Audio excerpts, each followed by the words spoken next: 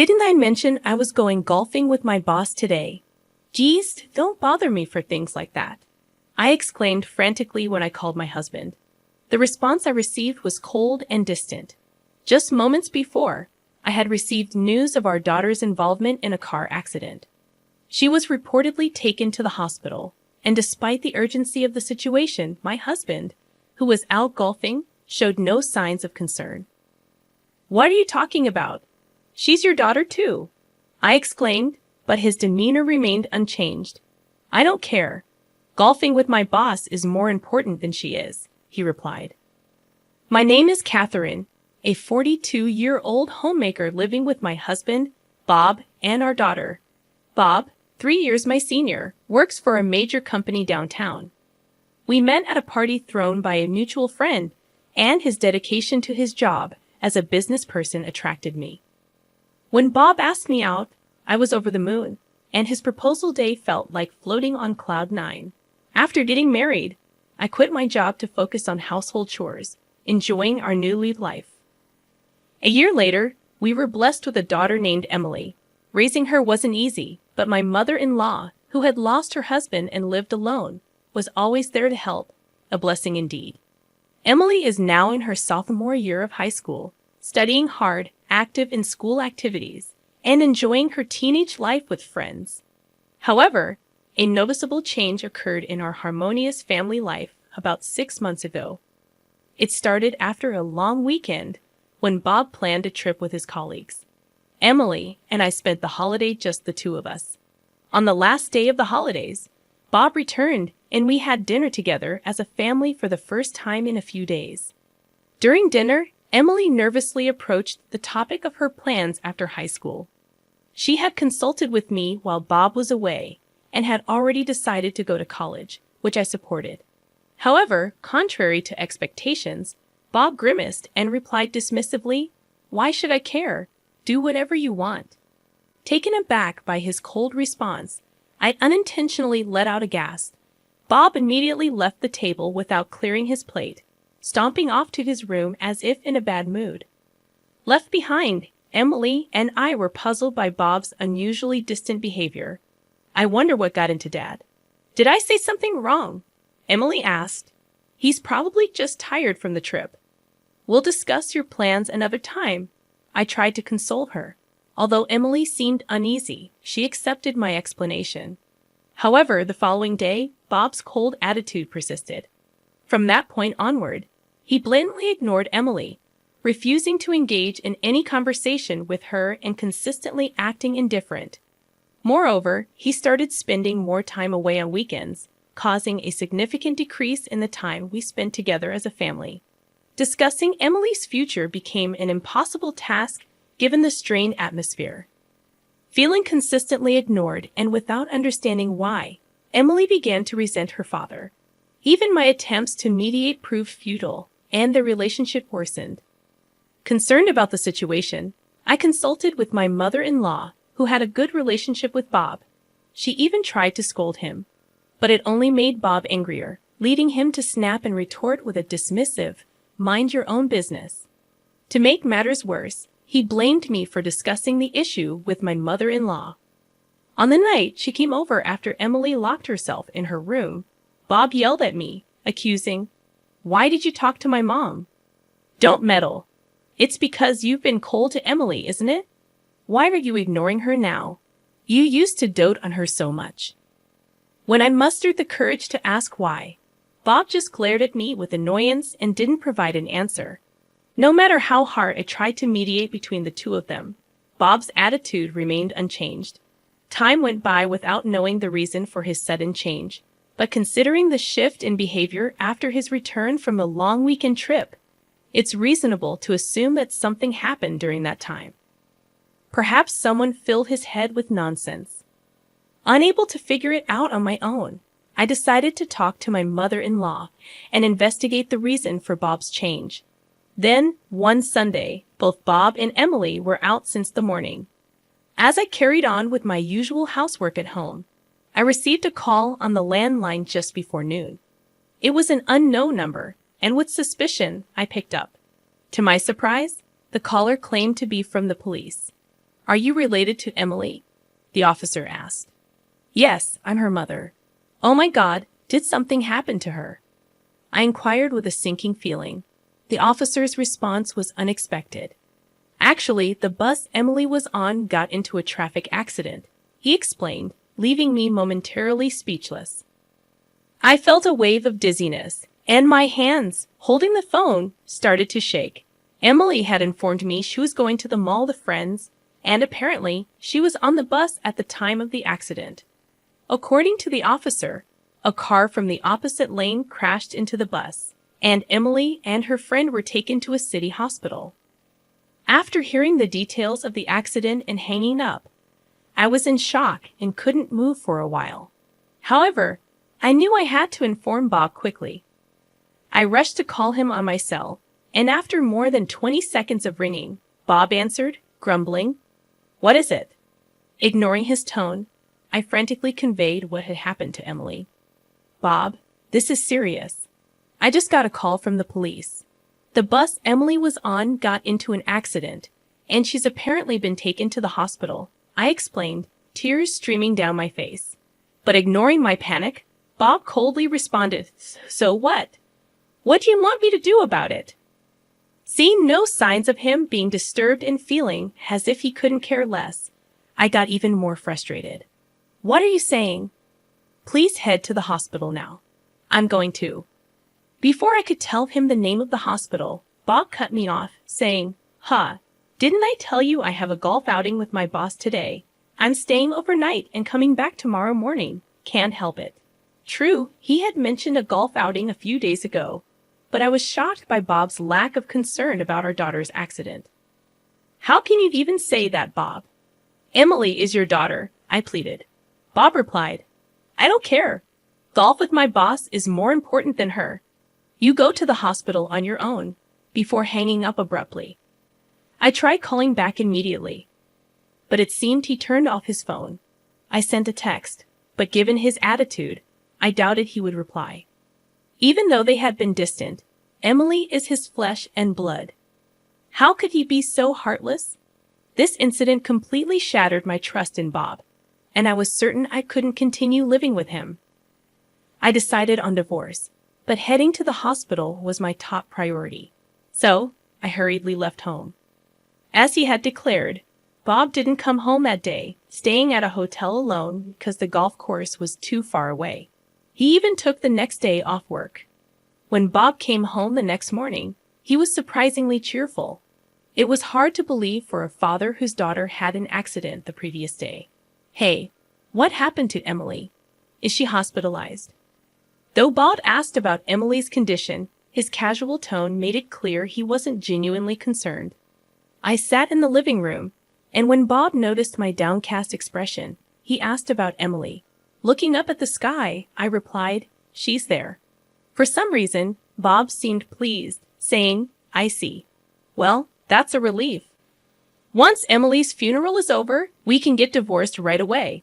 With that, he pulled out a piece of paper, an invoice from a lawyer specializing in divorce procedures, and thrust it in front of me. It served as both a contract for lawyer consultation and already had his signature on it. Though Bob appeared quite prepared, having already decided to divorce him, it might have saved me some hassle. "All right, I got it."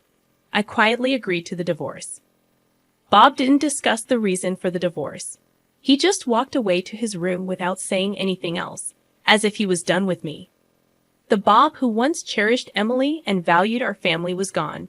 It was a harsh realization, but I didn't feel sad, only an increasing resentment towards him. I then called my mother-in-law and informed her about Bob's return and the lawyer's contact. Within an hour, my mother-in-law arrived at our house, and Bob returned to the living room. As soon as my mother-in-law saw Bob, she approached him with tears in her eyes, questioning, "Bob, what were you doing when your family needed you the most? I never thought you'd be this cold-hearted." Even when scolded by his mother, Bob showed no remorse, stating, "I had prior commitments. What can I do?" And it was all her making a big fuss. Looking at me with a mocking attitude, he continued, "I've been dying to get divorced. With Emily gone, I feel so relieved. Now I can leave without any regrets. Unable to tolerate it any longer, I shouted, thrusting a few pictures at Bob. The pictures depicted a man and a woman intimately together. The moment he saw them, Bob's face turned pale. The man in the pictures was unmistakably Bob. Stammering, he asked, "Where did you get these pictures?" I calmly replied, "They were taken yesterday afternoon. Weren't you supposed to be at a business golf outing? Instead, you were with a young woman. What were you up to?" Confronted, Bob averted his eyes with a frustrated look and began making excuses like, "She's just a colleague from work. We just went golfing together." I sighed in disbelief, remarking, "Golfing in such fancy clothes? I don't think so." "I already know you're cheating, so save your breath." The word cheating made Bob's face stiffen. His inability to deny it immediately was telling. But this wasn't the first time I learned of Bob's affair. Recently, he often left the house without telling me where he was going. After discussing with my mother-in-law and obtaining financial help, I had hired a private investigator. The investigation revealed that whenever he went out, he met the woman in the photos, exposing his affair. His so-called business golf was a complete lie, and he probably stayed at a hotel with his lover. I had more evidence of his affair. I even have a video of you and that woman coming out of a hotel. "Don't think you can get out of it," I declared. When I said that, Bob looked pleadingly at his mother, but she already knew of his infidelity and firmly shook her head in disapproval. To cheat and not even visit Emily in the hospital, and then to selfishly rejoice, thinking she's dead. "I don't know how you'll face your father," my mother-in-law said with a mix of anger and sorrow. Bob froze in shock, his mouth agape. "Wait, isn't Emily dead?" he stammered. I explained to a bewildered Bob, "Don't jinx it. You misunderstood. She's very much alive. The injuries from the accident were just minor scratches. Emily was taken to the hospital yesterday, but she was fine and had no major injuries. The accident wasn't severe, so she came home the same day." Bob misunderstood my comment, looking up to the sky. "She's there," and assumed Emily had passed away. "Emily is on her school trip as planned. She'll be landing soon," I continued. "A school trip?" Bob was taken aback, his eyes wide. Bob, who didn't care about his daughter, had completely forgotten about Emily's school trip. The trip started today and was for 3 nights and 4 days. Emily had gone shopping for it yesterday, and the doctor had said that there wouldn't be any issues with Emily going on the school trip, so she left as scheduled this morning. When I told Bob that Emily was up in the sky, probably boarding the plane, I used those words to indirectly blame him for not worrying about our daughter. "Oh, that's what happened. Well, I'm glad Emmeline is okay. I hope she enjoys her trip," Bob said nonchalantly. "How can you say that now? You knew how much she'd been looking forward to this trip since sophomore year. But I guess you'd be just as happy if she had an accident. You probably forgot all about it." I sternly rebuked Bob, who tried to feign laughter. I didn't have a shred of affection left for him. No matter what he says in the future, I'm never going to trust Bob again. Just then, an email notification popped up on Bob's smartphone. After reading the message, Bob's body began to tremble with anger. Shoving the screen in my face, he shouted, "Hey, what the hell is this?" I looked at the screen with my mother-in-law, and it was from Emily with a concise message. "I can't consider someone who prioritizes his affair over his family as my father. I'm cutting ties with you." It was as if she was sending a message to a stranger. It seemed that Emily learned yesterday about Bob's lie about playing golf when he was actually meeting his mistress. She probably sent the email after landing. Being bluntly disowned by his 17-year-old daughter, Bob's face, which was pale just moments ago, turned a deep shade of red from shame and anger. He glared at me and began yelling, "This is all your fault. Weren't you the one who cheated first?" I was completely lost. "What are you talking about? When did I ever cheat?" I protested. "Jessica told me," Bob said. "Jessica? Who's that?" Then it hit me. The detective agency found out that Bob's mistress was named Jessica Accord. According to Bob, Jessica had filled his head with baseless lies about me when they first started their affair. She told him that I had cheated on him and that Emily was fathered by someone else. The detective agency confirmed that he began his affair 6 months ago, right when the relationship between Bob and Emily started to sour. Since Jessica works at the same company as Bob, they likely started their affair during the long weekend. Jessica had been spreading outrageous lies, saying I had cheated and had Bob raise Emily, a child fathered by another man. But Emily doesn't look or act anything like me. It's natural for me to have doubts. Both my mother-in-law and I were rendered speechless at Bob's outburst. Thinking Emily wasn't his because of Jessica's lie, he began to resent her and treated her coldly. But he didn't want to divorce because he didn't want to pay child support. However, mistaking Emily's accident for her death yesterday, he was relieved, thinking he could divorce without any complications. You've got to be kidding me. So you believed a lie your mistress cooked up over your own family? I shouted angrily. Bob responded with a dismissive laugh. I don't care whether it's true or not. I'm going to divorce you and be with Jessica. Before I could retort, my mother-in-law stepped in with a stoic face. She sighed deeply as she locked eyes with Bob. I realized she was livid. I wonder where I went wrong raising you. I'm so ashamed. Did you forget that Emily looked just like you when she was a baby? She's definitely your child, she said. I told you, I don't care about that anymore. Bob retorted defiantly. Right then, someone knocked at the front door. I went to answer and brought the guest to the living room. Bob looked puzzled. The visitor was a man in a suit around our age. Bob rudely asked, Who the hell are you? Are you her lover or something? Unfazed, the man handed Bob his business card with a smile. Bob accepted the business card with disbelief. But the next moment, his eyes widened in surprise as he read, Lawyer. Yes, he was the lawyer I had hired with the help of my mother-in-law. I had consulted him about Bob around the same time I had the detective agency investigate.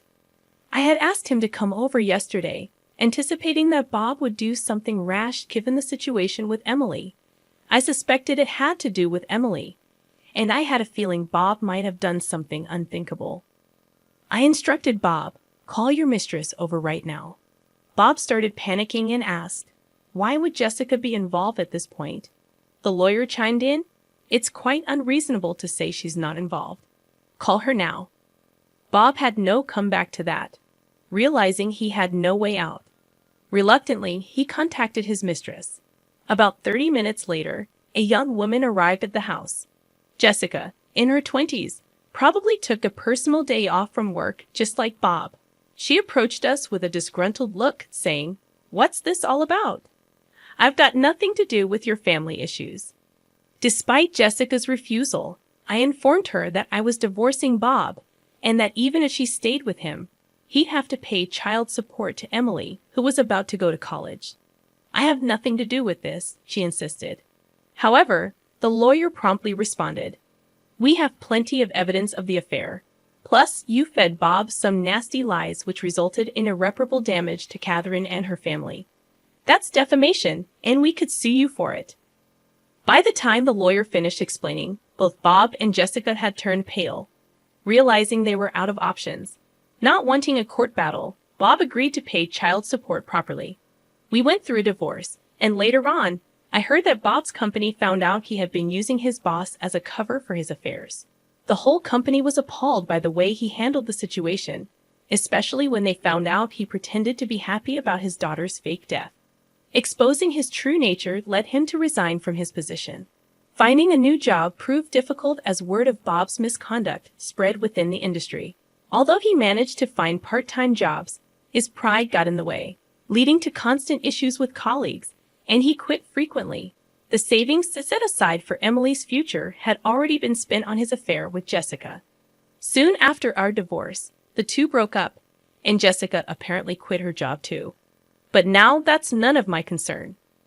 Struggling, Bob turned to his mother for help but was denied.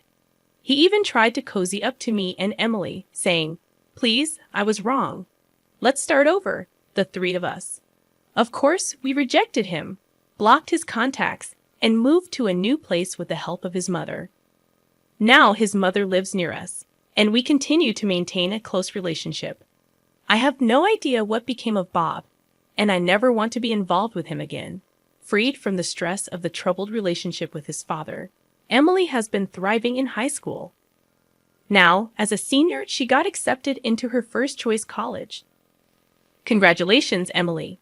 You did an amazing job, I said. Thanks, Mom. It's all because you and Grandma supported me, Emily responded, tears streaming down her face. Since the college is commutable from our home, we plan to live together as we always have. I managed to find a job shortly after becoming a single parent and now work full-time. We have enough savings to cover Emily's tuition.